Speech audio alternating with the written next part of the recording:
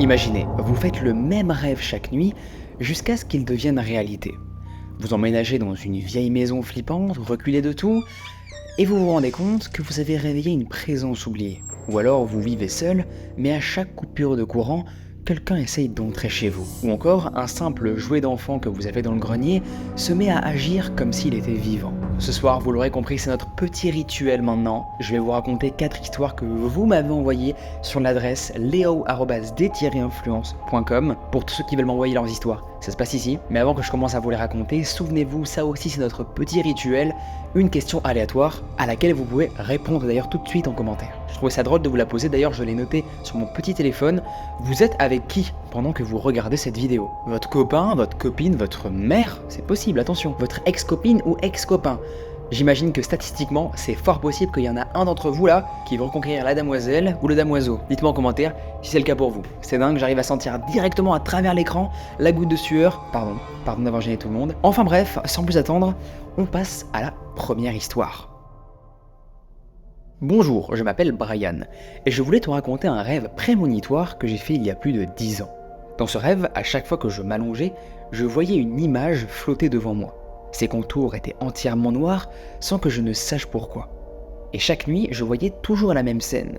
Une voiture noire, une BMW, qui fonçait droit dans le jardin de la maison où j'habitais à l'époque. Je me réveillais à chaque fois en sursaut. Le lendemain, même rêve. L'image flottante, la voiture noire qui s'écrase dans notre jardin, tout était identique. Troisième nuit, encore le même rêve. À ce moment-là, j'ai fini à en parler évidemment à ma mère. On a essayé de comprendre ce que ça pouvait signifier, mais on n'a jamais trouvé d'explication. Un soir, avec ma mère, on regardait une série sur TF1, Dr House, je pense que tu connais, évidemment. Il était précisément 21h15. Soudain, on a entendu un bruit strident, des pneus qui crissent, un dérapage, puis un énorme boom. Je me lève en sursaut, je cours voir alors ce qui se passe, et là, sous mes yeux, je vois exactement la scène de mon rêve.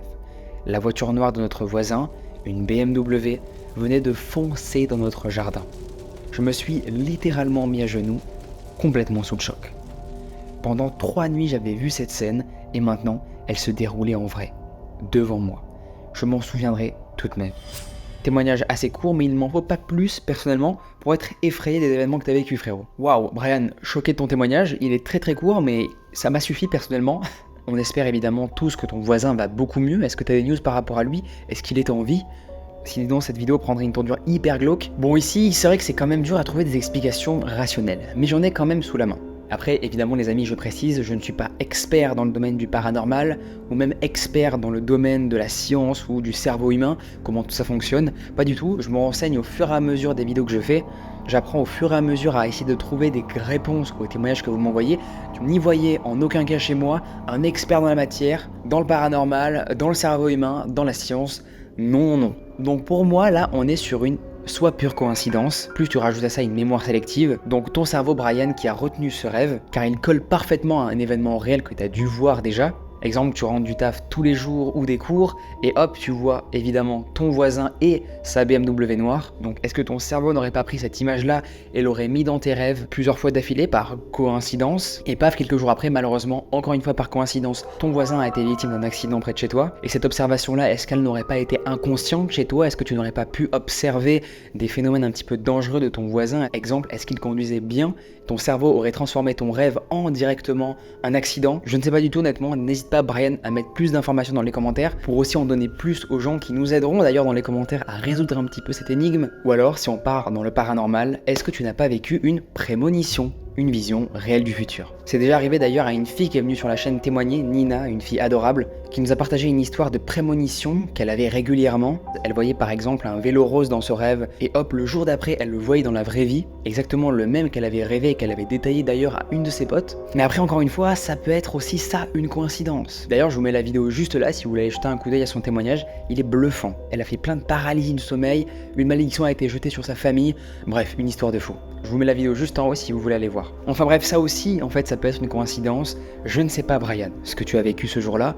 En tout cas, sache qu'on est tous avec toi et on espère surtout que ton voisin va mieux. Surtout ça, c'est le plus important en vrai. Coucou Léo, j'espère que ça va.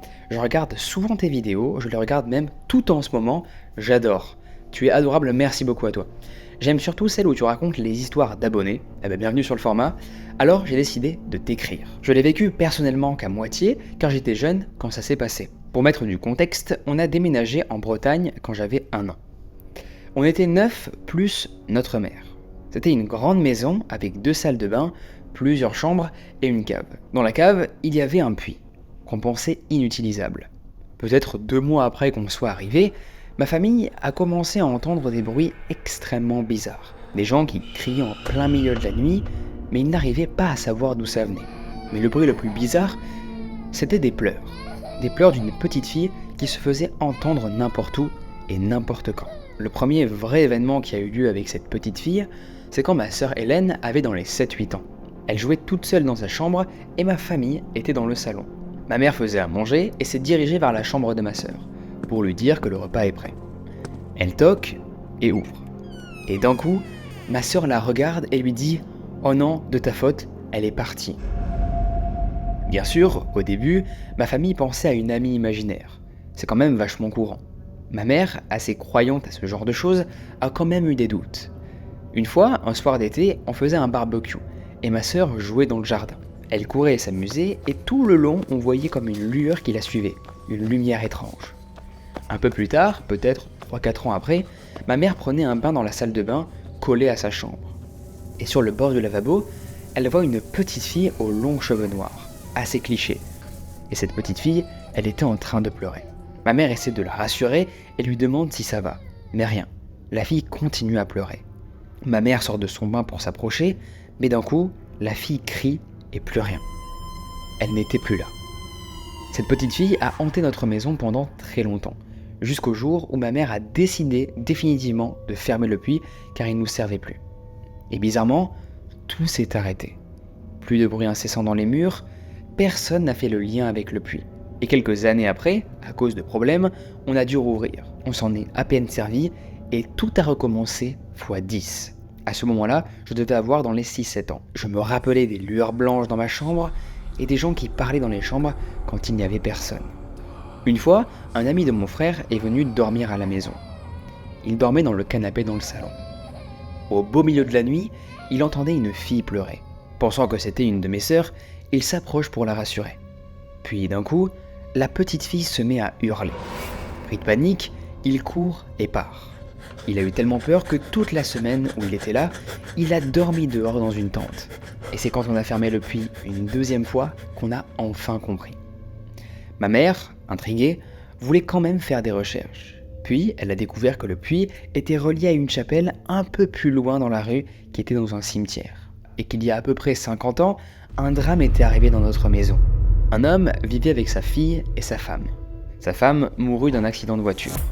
Le père, n'arrivant pas à supporter la perte de sa femme, décida de se suicider, emmenant aussi sa fille avec lui. Il descend dans la cave et jette sa fille dans le puits avant de s'y jeter lui-même. Bon, je vous l'avoue, je suis quelqu'un de très rationnel, même si j'ai été élevé avec cette croyance-là. Je n'y crois vraiment pas, même si je sais que j'ai vu tout ça quand j'étais petit. J'ai essayé de mieux la compter, j'espère que tu la liras et qu'elle te plaira. Même si elle ne passe pas dans une vidéo, j'espère que tu auras aimé la lire.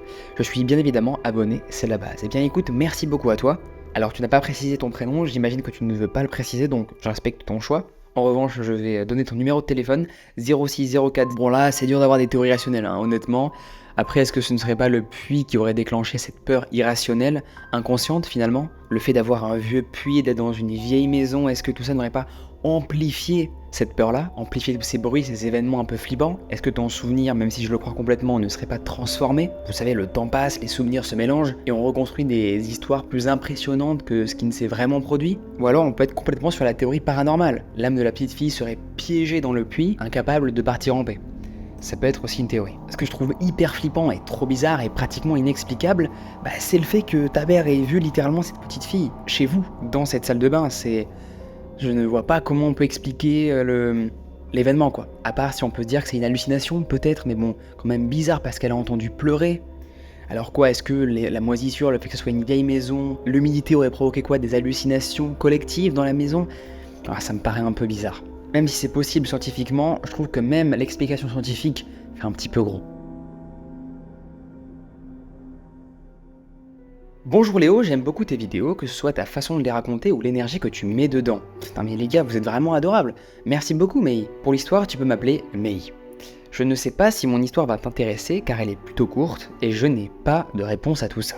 Je ne sais même pas si tout a réellement un lien, ni même si c'est paranormal ou réel. Mais sache que depuis, je ferme toujours ma porte à clé et surtout, j'ai toujours un couteau en hauteur au cas où. Quand je suis arrivé dans mon appartement après la séparation avec le papa de mes enfants, séparation qui s'est plutôt bien passée, c'est important de préciser car impossible que cela vienne de lui, je suis arrivé dans une ville où je ne connaissais littéralement personne. Et les gens de mon travail ne connaissaient pas mon adresse. Maintenant que j'ai posé les bases, je t'explique. Depuis mon arrivée, j'avais très souvent des coupures de courant. Je regardais dans le Judas, mais dans le couloir, la lumière était là. Donc ce n'était pas que chez moi. Mais le moment bizarre arrive. À chacune de mes coupures de courant, quelqu'un essayait de rentrer chez moi, en toquant, puis en faisant bouger ma poignée, sans jamais ouvrir. En regardant le Judas, rien. Personne. Et évidemment, je n'ouvrais pas pour vérifier. Je n'entendais pas le bruit de l'ascenseur, ni celui de la porte des escaliers.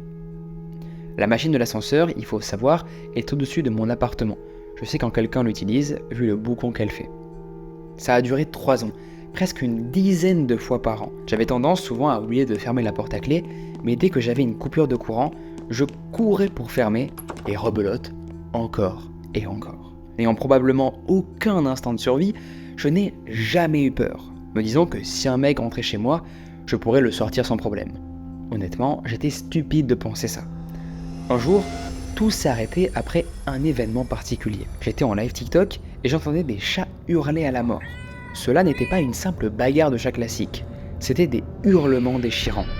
Je fais écouter alors au live, tout le monde était d'accord. On pensait que quelqu'un leur faisait du mal. Alors, je choisis de descendre, mes clés posées comme un poing américain, habitude de femme qui se fait souvent embêter dans la rue, et une fois en bas, je suis au 5e étage. Mais là, plus aucun bruit, plus de chats.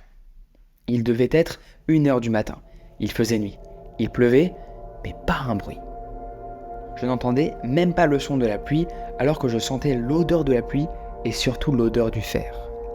Je regarde un peu autour de moi, mais pas de chat. Pas de sang, pas d'humain, rien. À part un poids dans mes poumons. Je suis vite parti et j'ai pris l'ascenseur. J'avais l'impression que ça durait une éternité. Je rentre chez moi vite parce que, grosse envie pressante d'un coup, ça m'arrive souvent que j'oublie d'aller aux toilettes assez souvent, mais en sortant, je passe devant ma porte d'entrée, et là, l'horreur. La porte s'ouvre. Ça n'a pris qu'1 minute entre ma rentrée et la porte qui s'ouvre. Je mets un coup de pied très violent dans ma porte, parce que oui, si quelqu'un rentre, met une main ou autre, il allait souffrir. Mais rien. Pas un cri, pas un son. Encore. Je ferme ma clé évidemment, je regarde dans le Judas, j'écoute l'ascenseur, la porte, personne. Depuis, plus rien ne s'est produit. Pas de chat qui hurle, pas de coupure de courant, personne qui essaie de rentrer chez moi. J'espère que mon histoire est intéressante ou même qu'elle est claire et lisible. Bonne journée ou nuit, selon quand l'histoire sera lue, si jamais elle l'est. Évidemment qu'elle sera lue, et même plutôt 2 fois qu'une. Waouh. Ça retourne le bide, ce genre d'histoire. On est littéralement sur un thriller psychologique. On dirait qu'on est dans Invisible Man. Je sais pas si vous avez vu un petit peu le truc. On pense au début de l'histoire que c'est une entité invisible qui fait peur à une femme dans une maison et qui provoque aussi des trucs physiques horribles chez elle. Enfin, il ne fait pas que ça, finalement il l'agresse aussi des fois physiquement chez elle. On pense que c'est paranormal, sauf que la réalité en fait est bien pire. Et ça m'a fait un peu penser à ça ton histoire. Il n'y aurait-il pas une personne qui se foutrait bien de ta tête? Je ne sais pas. Après, si on veut trouver des théories encore une fois rationnelles ou paranormales, vous inquiétez pas, j'en ai un petit peu, voilà, encore une fois, j'adore écouter finalement, donner mon avis sur les histoires. Dites-moi si ça vous fait chiant, dans les commentaires. Moi, c'est un truc que j'adore faire. Comme dans la vidéo, vous savez, où on invite des abonnés, on me débriefe à la fin des histoires, je trouve ça génial. C'est très dur de trouver des explications rationnelles à tout ça, sachant que si ça aurait été par exemple une tentative de cambriolage, elle aurait vu distinctement dans le Judas les personnes, sauf que là, elle a vu personne. Est-ce qu'une personne se servirait de ces coupures de courant pour finalement essayer de voir les maisons faciles à voler? Peut-être. Est-ce que la fatigue, le stress du déménagement, la solitude que tu vivais à ce moment-là, est-ce que ton cerveau n'aurait pas amplifié des bruits normaux? Cette histoire me met dans un inconfort total.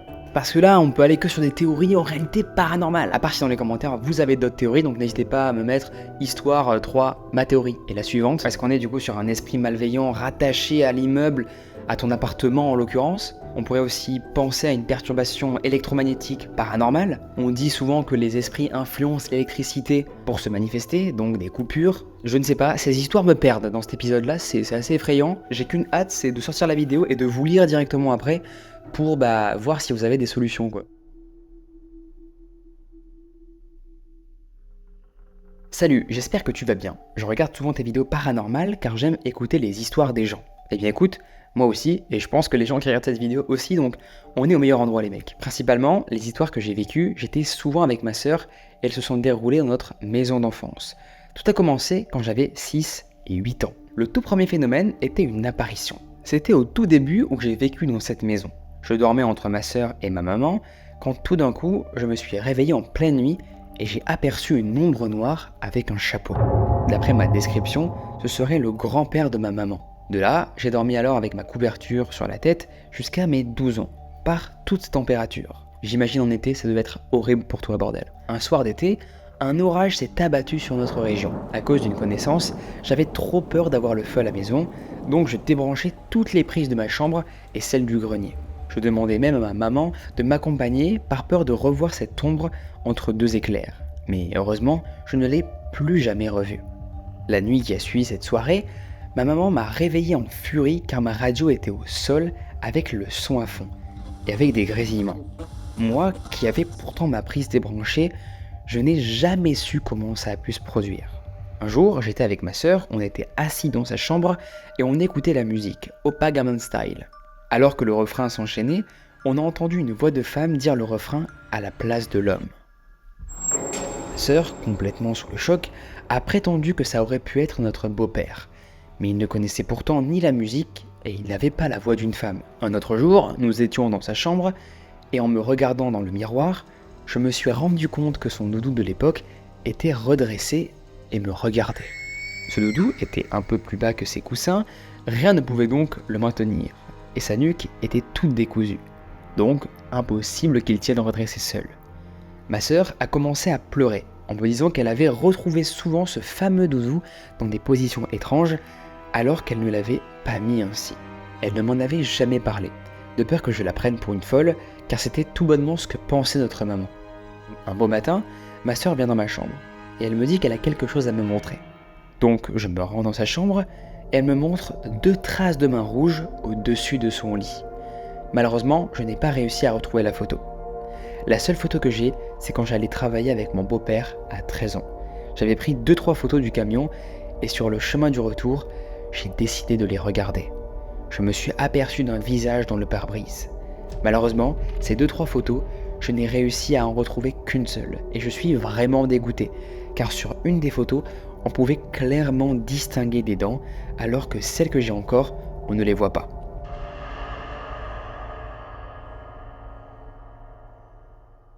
Je te souhaite plein de courage et de réussite, continue ainsi, tu fais partie des kings. Merci beaucoup. Aïe aïe aïe aïe aïe, ça fait mal d'entendre ce genre de témoignages, et ça m'effraie aussi pas mal. Ce qui me traumatise le plus, c'est ce truc avec le doudou. Le fait qu'il bouge alors qu'il ne devrait pas et que c'est physiquement impossible, donc il est forcément retenu par une force qu'on n'arrive pas à déterminer et voir. Bon, le problème de la radio, je pense que ça peut être facilement explicable. En tout cas, je pense que c'est le seul truc. Une radio, il faut le savoir, peut grésiller, même débrancher. À cause d'un truc simple, une vieille charge électrique. La voix aussi pendant la musique, il est possible que ta radio ait capté une interférence, comme une sorte d'onde radio qui parasite le son. Après le doudou, si on veut être rationnel, est-ce que c'est pas un effet d'optique? Mais bon, j'imagine que vous avez vérifié après. Ou est-ce qu'il n'a pas pu se coincer par hasard, je ne sais pas moi, pour tenir comme ceci? Parce que sinon, moi je déménage, hein, si ça m'arrive, ce genre de truc. Et comme on peut le voir sur cette photo que tu m'as envoyée, est-ce que ce ne serait pas finalement un reflet ou une tache de condensation qui ressemble là, à un visage? Est-ce que c'est pas un objet qui est disposé dans le camion et qui ressemble à ça? Non, c'est pas possible. Non, j'ai pas d'explication, malheureusement. J'attends vraiment les amis que vous enfiliez vos blouses d'enquêteurs pour pour me débunk ça quoi. Sans vous, je peux rien faire, c'est terrible, je suis un vrai assisté, c'est terrible. Non, en tout cas les amis, merci beaucoup d'avoir suivi cette vidéo. J'espère que mes théories t'auront un petit peu aiguillé, ou pas du tout. J'imagine que non, je suis pas enquêteur, faut le rappeler. Si vous voulez que je raconte vos histoires dans un prochain épisode, n'hésitez pas à me l'envoyer à cette adresse ici, qui s'affiche juste à l'écran, leo@d-influence.com. Et si vous voulez encore vous mater des petites vidéos comme ça sympas, où je raconte vos histoires, hop, vous avez 2 vidéos ici qui sont parfaites pour vous. Je raconte des histoires paranormales surtout, effrayantes. Merci d'avoir suivi, on se retrouve très prochainement pour de nouvelles vidéos. A plus.